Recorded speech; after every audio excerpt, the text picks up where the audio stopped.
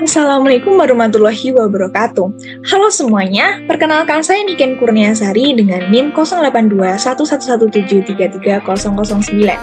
Nah, pada video kali ini saya akan membahas mengenai aplikasi persamaan Maxwell pada mata kuliah medan elektromagnetik sebagai bahan ujian akhir semester. Nah, seperti yang nampak di layar bahwa terdapat 3 berita yang mungkin akhir-akhir ini menjadi hot news pada kalangan masyarakat. Yang pertama itu ada seorang anak yang wajahnya itu terkulai sebelah akibat diduga memainkan ponsel di depan kipas angin. Nah, yang kedua itu tentang mata seorang anak yang bengkak karena main ponsel. Dan yang terakhir itu ada siswa SD di Blitar yang ditemukan meninggal di dekat HP yang masih menyala. Next. Oke, karena 3 kasus tersebut itu semuanya berkaitan dengan handphone, dan handphone itu termasuk komunikasi seluler, maka kita akan membahas mengenai pengertian dari komunikasi seluler. Komunikasi seluler sendiri adalah proses pertukaran informasi melalui sinyal elektromagnetik antara perangkat komunikasi seperti telepon seluler dan jaringan seluler. Nah, selanjutnya dari ketiga kasus tadi itu merupakan contoh dari akibat adanya paparan medan elektromagnetik atau EMF.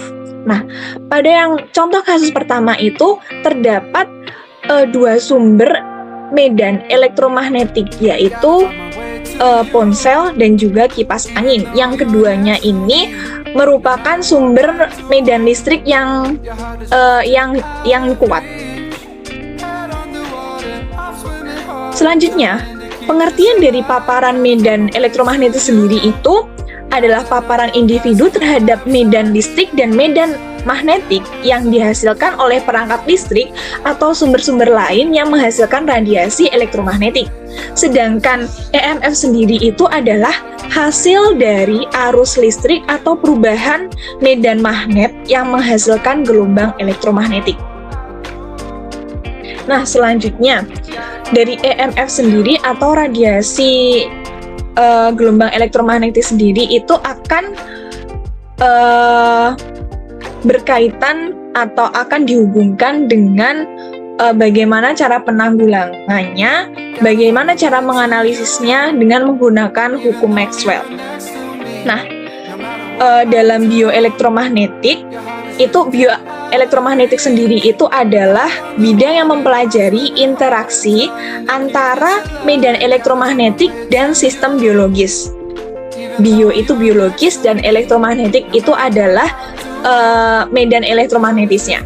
Jadi dalam bidang ini itu Maxwell itu berperan sebagai pemodelan dan memprediksi bagaimana medan elektromagnetik berperilaku saat berinteraksi dengan jaringan biologisnya.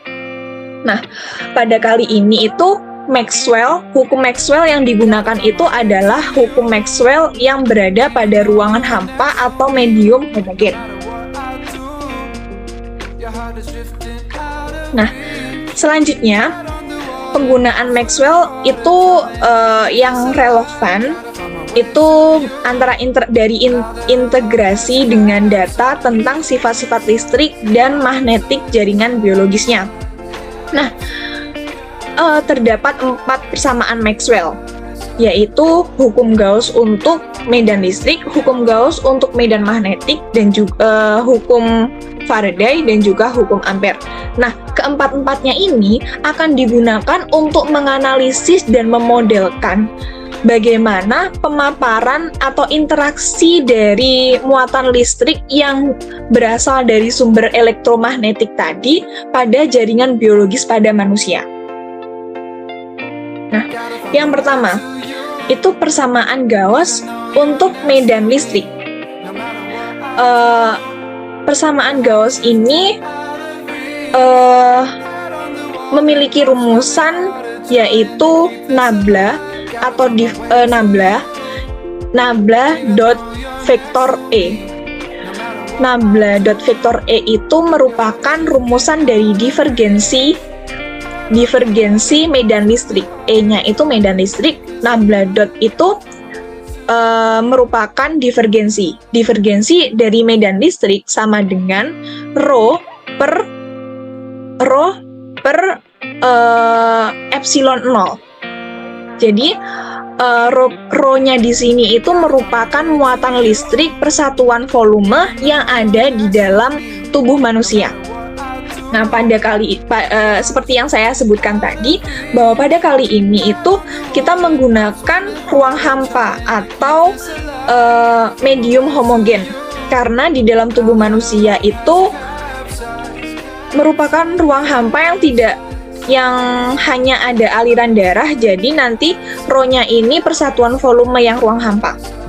Nah, dalam segi bioelektromagnetik ini, persamaan Gauss ini itu digunakan untuk memahami bagaimana medan listrik dihasilkan oleh muatan listrik dalam jaringan biologisnya.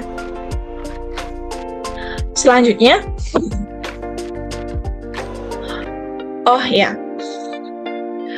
mengapa menggunakan Gauss ini untuk dalam memprediksi bagaimana pemaparan EMF dalam tubuh itu? Karena dalam hukum Gauss ini kan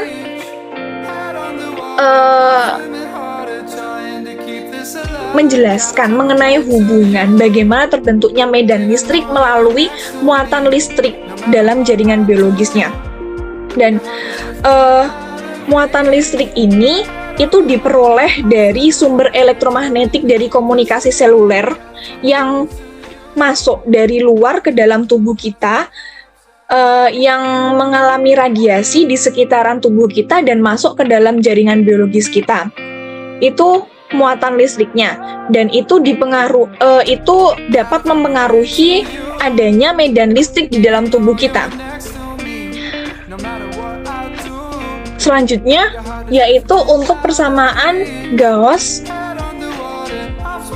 dalam medan magnetik dengan rumusan divergensi medan magnetik dengan yang disimbolkan oleh B itu sama dengan 0. Artinya dalam konteks bioelektromagnetik ini tidak ada sumber monopol magnetik dalam jaringan biologis, namun perubahan medan magnetik dapat menghasilkan arus listrik dan interaksi dengan jaringan-jaringan biologis yang ada di dalam tubuh. Jadi walaupun dalam jaringan biologis itu yang semulanya itu tidak ada sumber magnetiknya, namun setelah mendapat aliran muatan listrik dari sumber elektromagnetik yang beradiasi tadi di sekitar tubuh tadi, itu dapat menyebabkan perubahan medan magnetik di dalam tubuh. Ini perubahan B di dalam tubuh ini sehingga menghasilkan arus listrik yang dapat berinteraksi dengan jaringan biologis yang ada di dalam tubuh. Selanjutnya ada persamaan Faraday. Persamaan Faraday ini memiliki rumus yaitu nabla cross E vektor E itu dibacanya sebagai curl dari medan listrik itu sama dengan minus B do B per do T. Itu kalau dari segi bioelektromagnetik ini, persamaan Faraday ini digunakan untuk memahami bagaimana perubahan medan magnetik eksternal dapat menghasilkan medan listrik dalam jaringan biologisnya. Sebenarnya empat persamaan ini saling berkaitan ya. Nah, selanjutnya ada persamaan Ampere. Persamaan Ampere itu rumusnya dengan curl medan magnetik sama dengan rho 0 C plus rho 0 epsilon 0 dikalikan dengan perubahan medan listrik persatuan waktu. Nah, J di sini itu adalah J di sini itu adalah arus yang mengalir pada permukaan tersebut. Nah, dalam bioelektromagnetiknya itu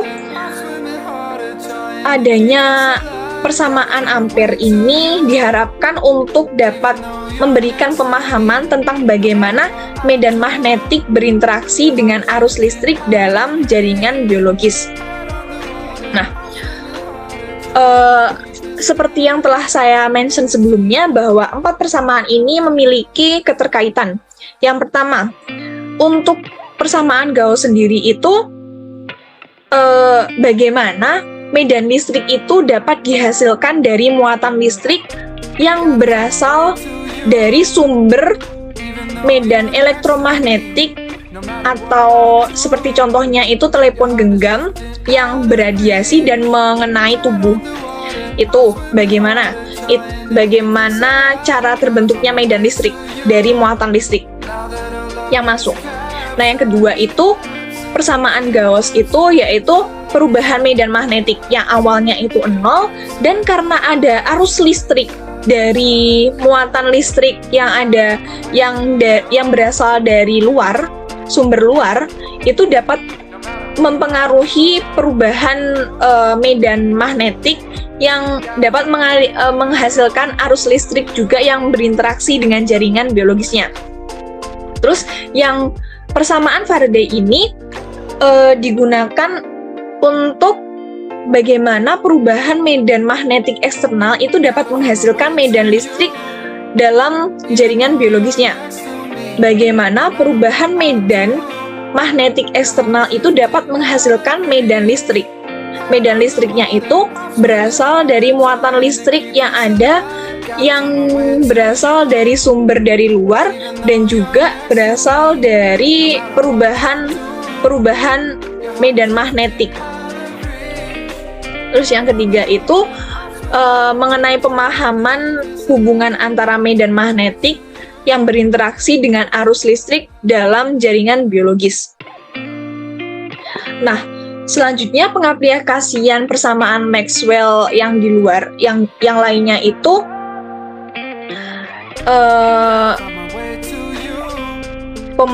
pemodelan distribusi medan elektromagnetik dalam tubuh. Nah, pada persamaan Maxwell ini dapat digunakan untuk memodelkan bagaimana medan elektromagnetik yang dihasilkan dari sumber eksternal, misalnya tadi itu seperti dari kipas angin dan juga telepon genggam, itu didistribusikan di dalam tubuh. Caranya itu dengan memasukkan geometri dan sifat-sifat kelistrikan pada jaringan biologis ke dalam persamaan tersebut. Dapat dihitung distribusi medan elektromagnetiknya itu di berbagai bagian tubuh itu berapa. Nah, yang kedua itu ada pemodelan interaksi medan elektromagnetik dengan jaringan biologi. Nah, persamaan Maxwell ini digunakan untuk memodelkan interaksi antara medan elektromagnetik dengan jaringan biologis yang ada di dalam tubuh. Misalnya itu ketika misalnya itu dengan memasukkan konduktivitas jaringan biologis ke dalam persamaan Maxwell yang ampere. Nanti akan didapatkan pemodelan bagaimana medan magnetik itu berinteraksi, bagaimana interaksinya medan elektromagnetik dengan jaringan biologis yang ada di dalam tubuh. Nah, yang ketiga itu ada analisis penyerapan energi. Persamaan Maxwell ini digunakan untuk menganalisis sejauh mana energi medan elektromagnetik yang bersumber dari luar itu diserap oleh jaringan biologis. Dengan menggunakan persamaan ampere Maxwell dan persamaan Gauss, dapat dihitung kepadatan daya penyerapan yang menunjukkan jumlah energi yang diserap oleh unit volume jaringan biologisnya. Nah, yang keempat itu ada pemodelan perpindahan energi termal. Nah, pada pemodelan ini persamaan Maxwell itu digunakan untuk memodelkan perpindahan energi termal energi panas yang dihasilkan oleh paparan medan elektromagnetik dari luar itu ke dalam tubuh. Dengan caranya itu memasukkan sifat-sifat termal jaringan biologis seperti konduktivitas termal, dapat dihitung perpindahan panas yang terjadi dan potensinya peningkatan suhu jaringan. Nah, yang terakhir itu adalah analisis distribusi arus listrik dalam tubuh manusia, yaitu digunakan untuk menganalisis distribusi arus listrik yang dihasilkan dalam tubuh sebagai respon terhadap paparan medan elektromagnetik yang bersumber dari eksternal. Itu digunakan juga untuk memahami bagaimana medan magnetik dapat mempengaruhi aliran arus listrik yang ada di dalam jaringan biologis manusia. Nah, namun pengaplikasian persamaan Maxwell ini pada analisa dari pemaparan radiasi elektromagnetik, pemaparan radiasi dari medan elektromagnetik atau EMF ini masih hanya sebatas bisa menghitung secara teori dan konsepnya saja. Untuk membantu dalam mengatasi pemaparannya, efek dari pemaparannya itu harus melakukan penelitian yang lebih lanjut dan juga harus dikombinasikan dengan persamaan lain, seperti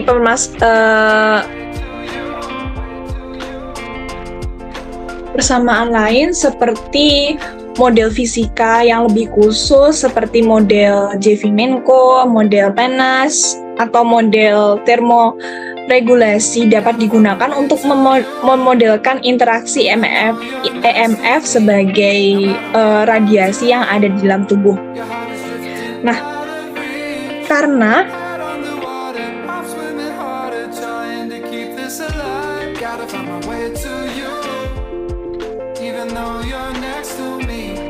pengaruh paparan dari medan elektromagnetik atau EMF pada sistem biologis ini itu melibatkan mekanisme yang lebih kompleks, yang sangat kompleks, dan dapat dipengaruhi oleh faktor-faktor seperti intensitas medan, frekuensi, durasi papan, dan lain sebagainya.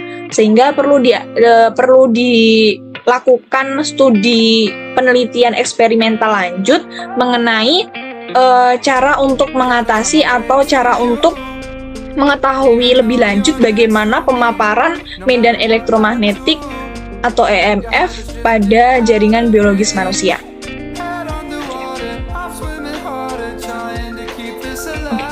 Sekian dari apa yang telah saya paparkan, semoga bisa bermanfaat bagi kita semua. Kurang lebihnya saya mohon maaf. Wassalamualaikum warahmatullahi wabarakatuh. Bye-bye.